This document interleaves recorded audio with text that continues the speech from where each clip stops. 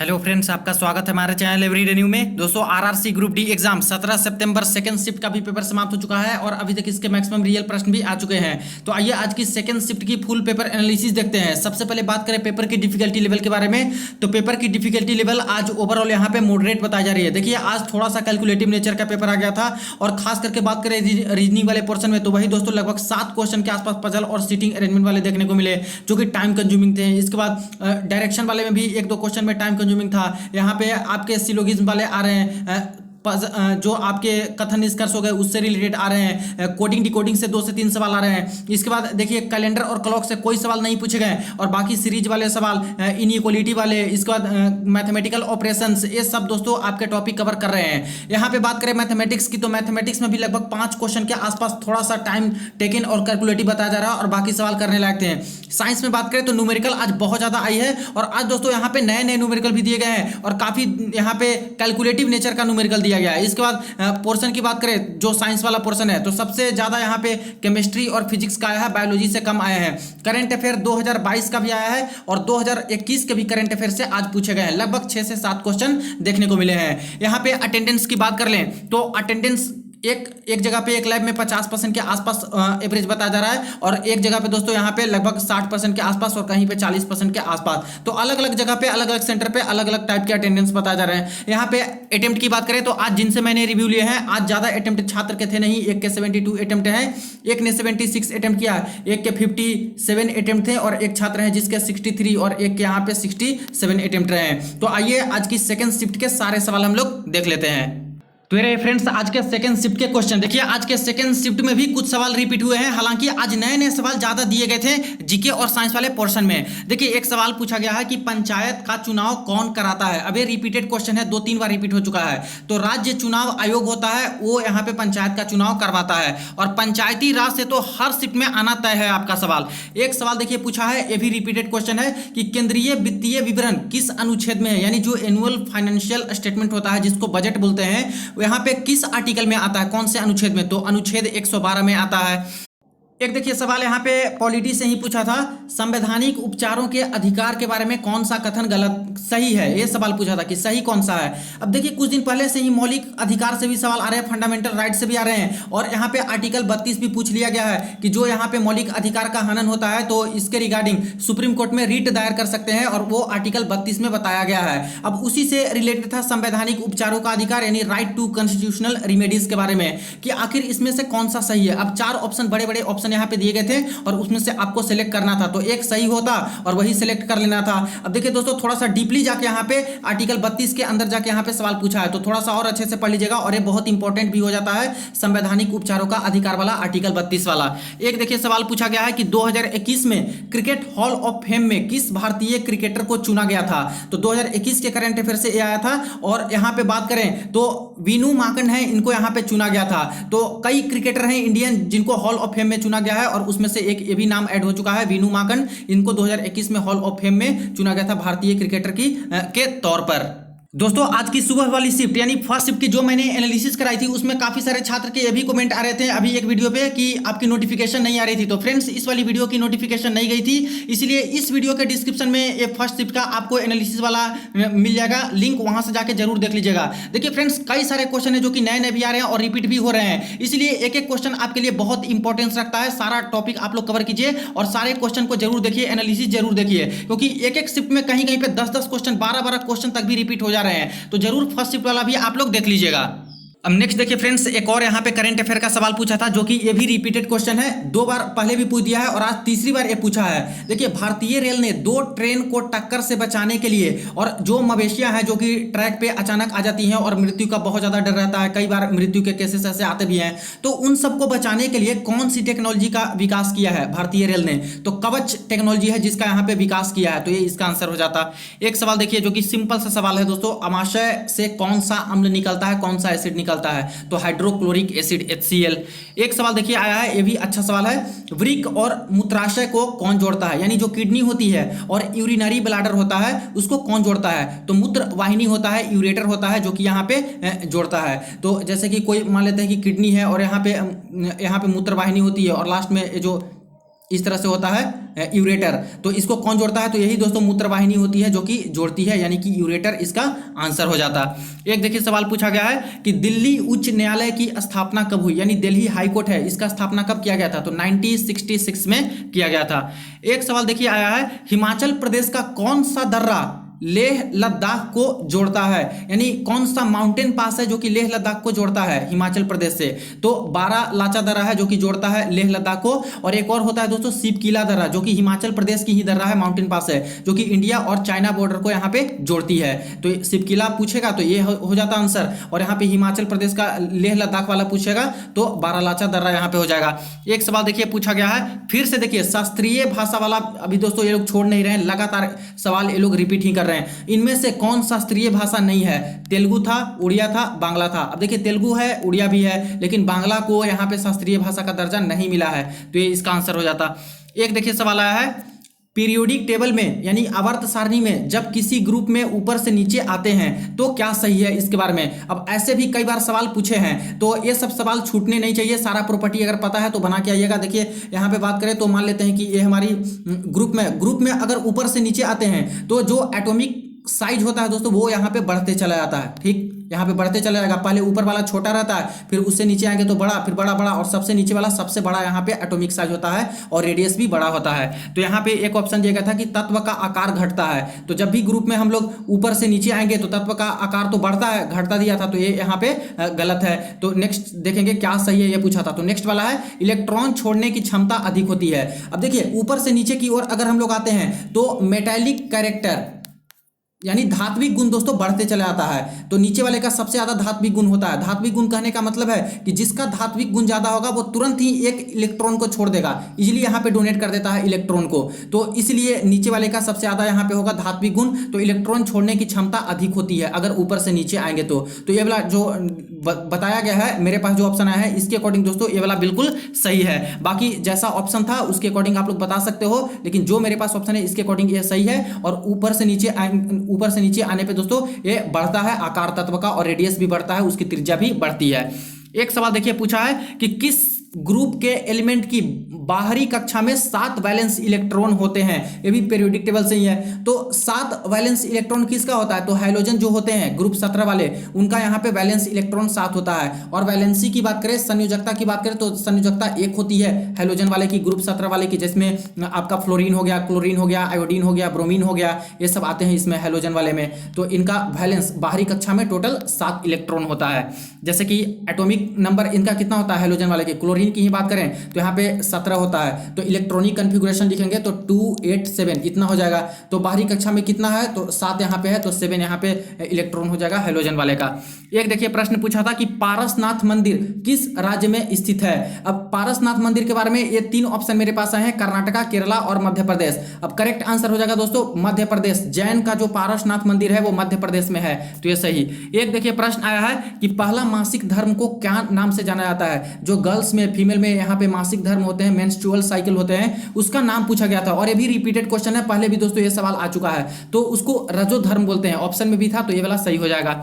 एक देखिए सवाल पूछा है, वैसे वेस्ट यानी वैसे कचरे जो नॉन बायोडिग्रेडेबल हैं, जैसे कि प्लास्टिक होते हैं और कुछ हो गए नाइलोन, सब जो कि गल और सड़ नहीं सकते हैं, उसे किस रंग की डस्टबिन में रखा जाता है। अब देखिए 2 तरह का डस्टबिन यहाँ पे गवर्नमेंट के द्वारा बनाया गया है, एक तो ब्लू और एक ग्रीन, एक ग्रीन और एक ब्लू डस्टबिन। अब जो नॉन बायोडिग्रेडेबल चीज है, जो नहीं सड़ती गलती है, उसको ब्लू वाले में रखते हैं, ब्लू डस्टबिन में। और जो सड़ गल जाती है, जैसे कि हमारे किचन की वेस्ट होती है, सब्जियों की जो छिलके होते हैं, या फिर जो और चीज़ें होती है, जैसे खाना हो गया खराब, या फिर जो यहाँ पे फ्रूट्स के छिलके होते हैं, वो सबको हम लोग ग्रीन वाले जो डस्टबिन होता है उसमें डालते हैं। तो इसमें क्वेश्चन था, उसके अकॉर्डिंग दोस्तों कौन सी रंग की डस्टबिन में रखा जाएगा प्लास्टिक और नॉन बायोडिग्रेडेबल चीज, तो ब्लू डस्टबिन में रखा जाएगा, नीला कूड़ेदान में। और जो बायोडिग्रेडेबल हो जाएंगे तो उनको ग्रीन डस्टबिन में रखेंगे। एक चीज और इसको क्लासिफिकेशन किया जाता है कि जो यहाँ पे सॉलिड होते हैं, सॉलिड वेस्ट जो यहाँ पे सड़ते गलते नहीं है, उनको इसमें रखेंगे ब्लू वाले में, और जो सड़ते गलते हैं तो उनको यहाँ पे रख देंगे इसमें, या फिर जो लिक्विड टाइप के रहेंगे जो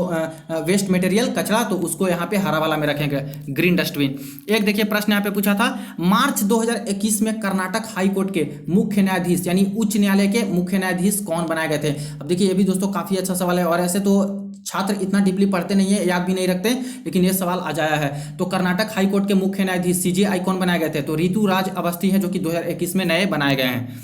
एक सवाल देखिए आया है, ये सिंपल सा सवाल था, उत्तल दर्पण यानी कन्वेक्स मिरर है, उसका फोकस कहां पर होता है। अब उत्तल दर्पण दिया गया था, तो उत्तल दर्पण होता है ऐसे, ठीक इस तरह से होता है। अब इसमें देखा जाए तो जो भी किरण आती है वो पैरेलल इस तरह से आती है और इस तरह से आके मुड़ जाती है, तो एक आभासी यानी कि इस तरह से वर्चुअल बनता है, और इसका जो फोकस होता है वो इस तरफ रहता है, यानी कि मिरर दर्पण के पीछे रहेगा अगर उत्तल दर्पण रहे तो यही पूछा कि फोकस कहाँ पे रहेगा, उत्तल दर्पण में, तो दर्पण के पीछे रहेगा। एक देखिए सवाल यहाँ पे पूछा था कि वस्तु की ऊंचाई अगर 1 सेंटीमीटर है, यानी ऑब्जेक्ट का हाइट दिया है 1 सेंटीमीटर, इसके बाद आवर्धन क्षमता यानी कि मैग्निफिकेशन दिया है कितना, m दिया है -2 सेंटीमीटर, तो पूछा कि इमेज का हाइट कितना होगा, तो आई कितना होगा ये पूछा।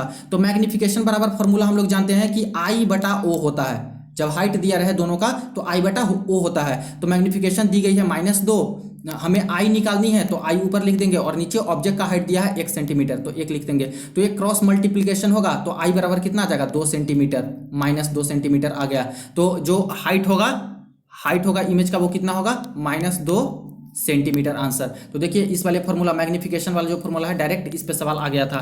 एक देखिए प्रश्न पूछा है कि प्रिज्म से अगर जब व्हाइट लाइट गुजरती है, पास करती है, तो कितने बार प्रिज्म में रिफ्रैक्शन यानी कि अपवर्तन होता है, 1 बार, 2 बार, 3 बार या 4 बार। अब देखिए यहाँ पे एक प्रिज्म मैं ड्रॉ कर लेता हूँ, ये प्रिज्म है, कोई भी व्हाइट लाइट यहाँ पे पास करेगी तो सबसे पहले इसके सरफेस पे टकराएगी। जैसे ही सरफेस, ये दोस्तों जनरली ग्लास का ही होता है, ये जो होता है प्रिज्म, तो यहाँ पे सरफेस पे जैसे टकराएगी तो ये एयर से आ रही है और ये मीडियम ग्लास है, तो एक मीडियम से दूसरे मीडियम में जाएगी, तो यहाँ पे हो जाएगा रिफ्रैक्शन यानी कि अपवर्तन। तो पहला अपवर्तन यहाँ पे हो गया, मुड़ गया, फिर यहाँ पे मुड़ के इस सरफेस पे जाएगा, और इस सरफेस पे क्या होगा कि ग्लास से अब बाहर निकल रहा है, तो नॉर्मल से अब दूसरी ओर इस तरह से करके निकल जाएगा, ऐसे करके।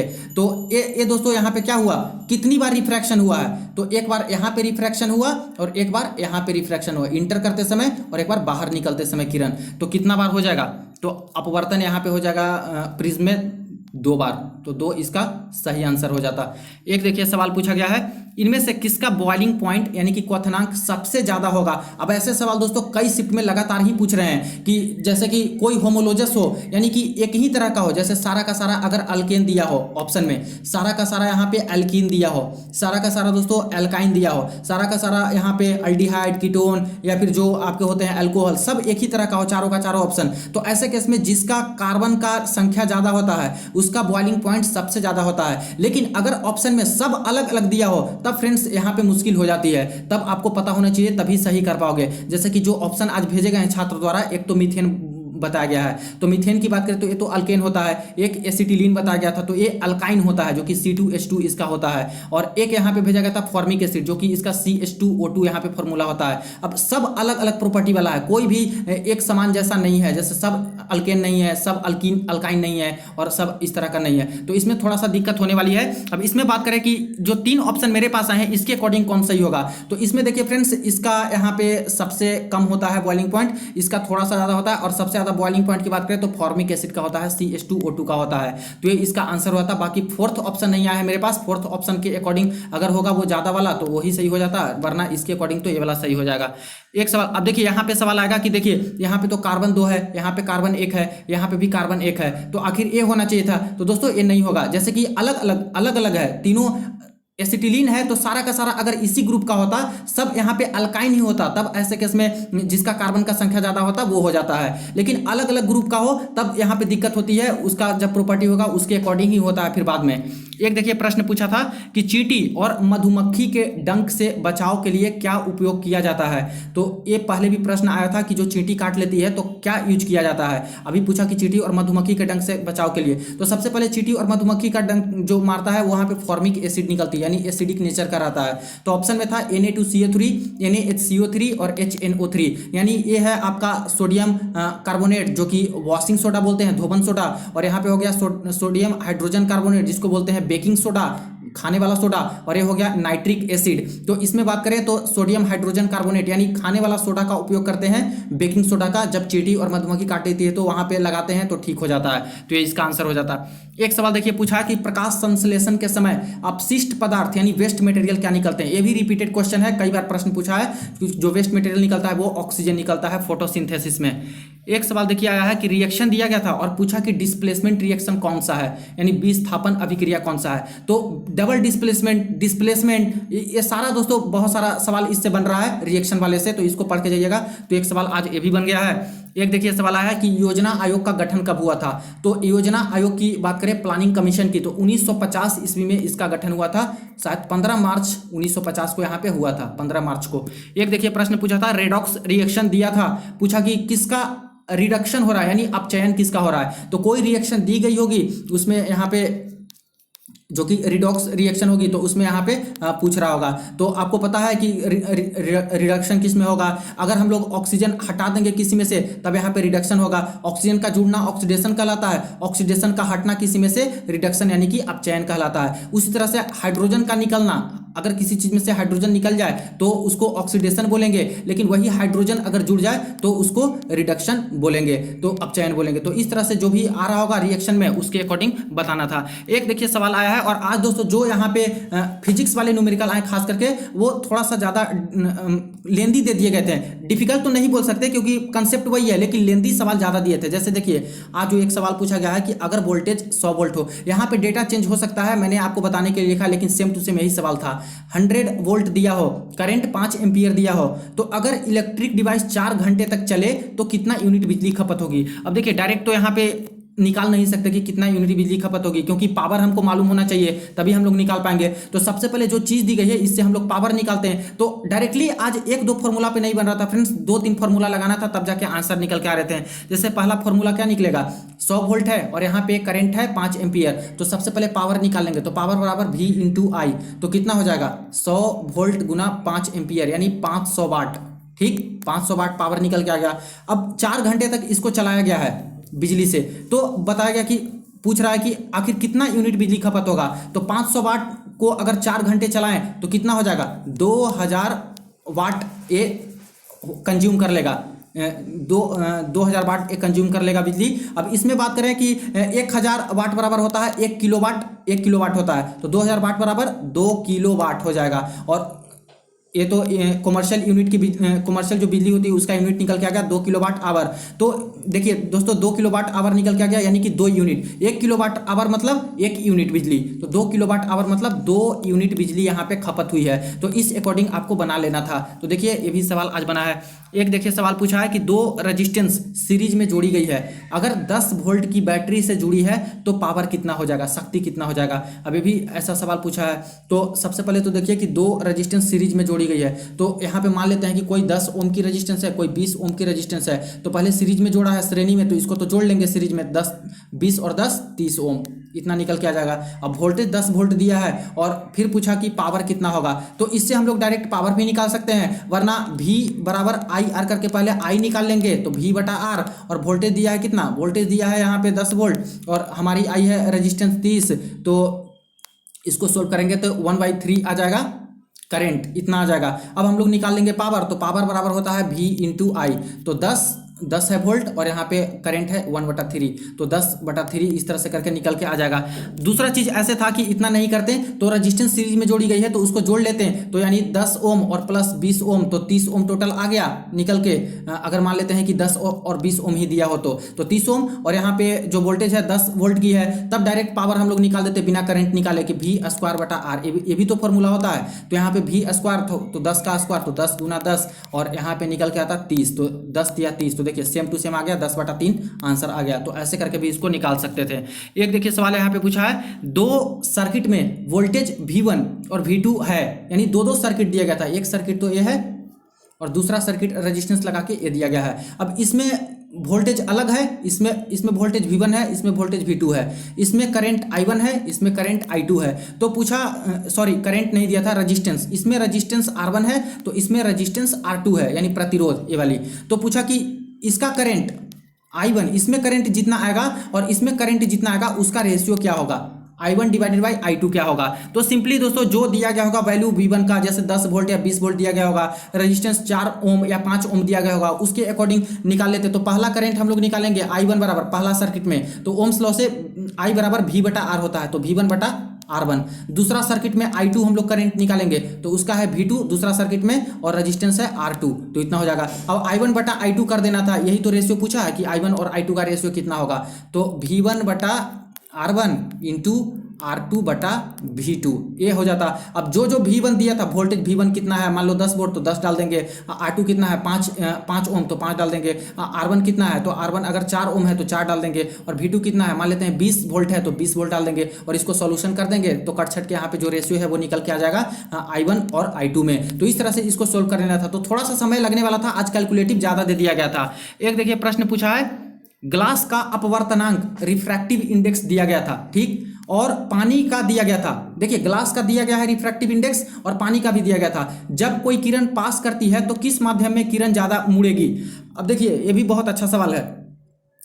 रिफ्रैक्शन, लॉ ऑफ रिफ्रैक्शन में दोस्तों, अगर कोई मीडियम, एक मीडियम से दूसरे मीडियम में प्रकाश की किरण जब ट्रेवल करती है तो वो दोस्तों अभिलंब के तरफ या फिर इससे दूर मुड़ती है। जैसे कि अगर ये रेयरर मीडियम है एयर, और यहाँ पे ग्लास है डेंसर मीडियम, तो इसमें अगर कोई किरण आएगी तो ये अभिलंब की ओर मुड़ जाएगी, ऐसे झुक जाएगी नॉर्मल की ओर। इसी तरह से अगर कोई ये वाला क्या है, नीचे एयर है और ऊपर में ग्लास है, तो कोई देखिए अगर यहाँ पे ग्लास से होते हुए गुजर रही है, ये अभिलंब है, तो ग्लास से अगर पार होके और एयर में निकलना चाह रही है तो ये जो नॉर्मल होता है इससे दूर की ओर ऐसे मुड़ता है, दूर की ओर, क्योंकि ये डेंसर है और ये रेयरर मीडियम है। तो यही पूछा था कि किसमें ज़्यादा मुड़ेगा। तो सबसे पहले हमें पता होना चाहिए कि आखिर किसका रिफ्रैक्टिव इंडेक्स कितना है। तो यहाँ पे तो भेजे नहीं गए हैं, हालांकि देखा जाए तो जो वाटर होता है, पानी का होता है 1.3 रिफ्रैक्टिव इंडेक्स, और ग्लास का होता है 1.52, इतना होता है, यानी इसका ज़्यादा है। तो जिसका ज़्यादा है उसमें दोस्तों ज़्यादा यहाँ पे मुड़ जाएगा।